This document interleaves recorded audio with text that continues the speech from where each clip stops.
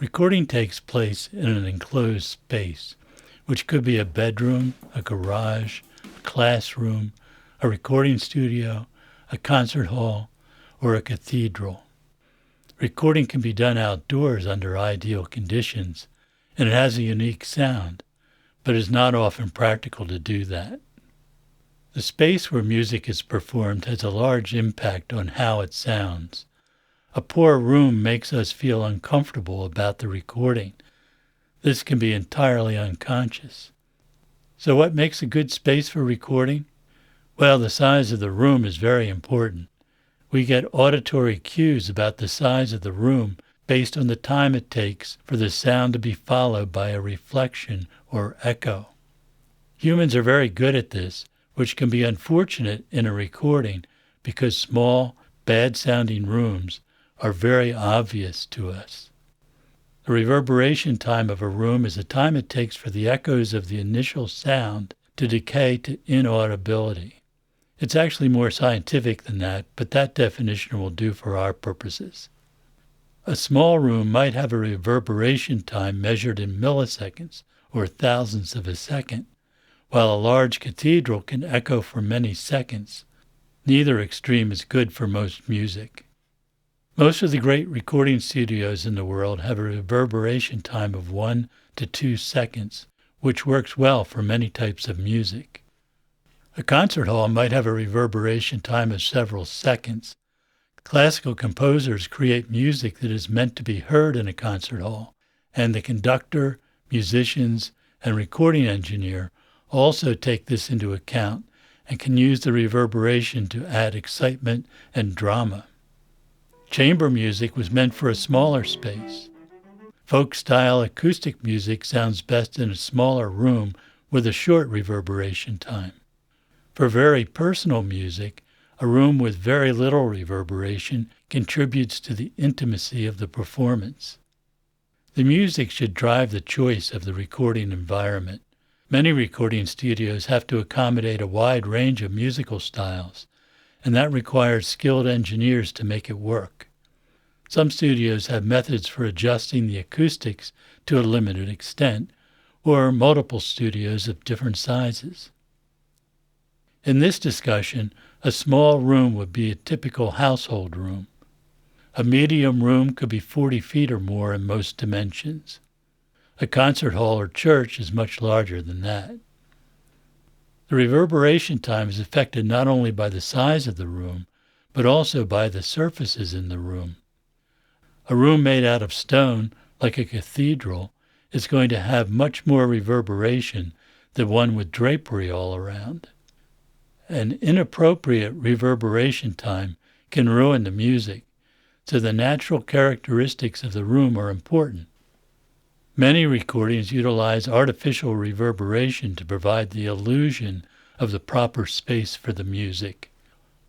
Artificial reverb can conflict with the natural reverberation time of the room and degrade the sound, so many recording studios are purposely designed to have a short decay time. Or perhaps there is no discernible reverberation at all. The room is considered dead. This is one solution because a dead room can be modified with artificial reverb to make it sound like any size space you want. That makes the engineer's job easier, but is it the best solution? I would say no, but there are many hit records made in very dead rooms, so it's not impossible. Dead rooms are not comfortable for musicians to play in either. Another requirement for a recording studio is isolation from the outside world. There's a lot of misunderstanding, even among some audio professionals, about how to stop outside sound from intruding into the studio. Absorptive materials like household thermal insulation or drapery do very little to stop sound intrusion.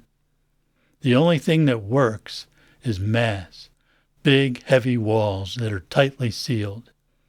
Even a tiny gap in an otherwise solid and massive wall can seriously degrade the sound isolation, so great care must be taken in the design and construction of a soundproof studio. Any doors or windows need to be specially designed to stop noise transmission. Heating and air conditioning ducts need to be properly designed and constructed to reduce noise and prevent sound transmission. Needless to say, a properly constructed recording studio requires very expensive construction techniques. No one wants to hear trucks passing by, people talking, or airplanes flying overhead on their recording. With the advent of low-cost, high-quality recording equipment in the 1990s, it became possible to outfit a studio at a much lower cost than it took in the past, when a single tape machine could cost as much as a house. This has opened up recording to anyone with a few $1,000s to spend, and experienced people have made great records in their living room, bedroom, or basement. But the laws of physics still apply to the home recording studio, and eliminating outside noise or bothering the neighbors and designing the space to have a good sound can be challenging. Not only does a recording space affect the sound of the recording, but it can also affect the performance itself. Musicians can unconsciously tailor their playing style to fit the room in which they are performing. Small recording spaces cannot duplicate the natural reverberation time of a large room and require artificial reverb, or none at all, which can also be effective.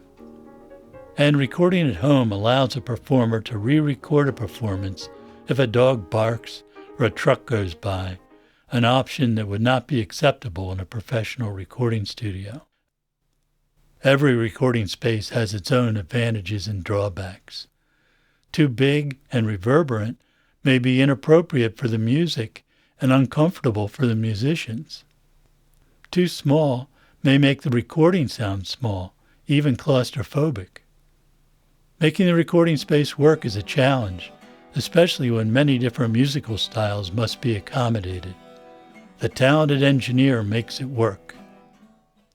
Next, we will look at some of the other characteristics of the recording space and their effect on the sound.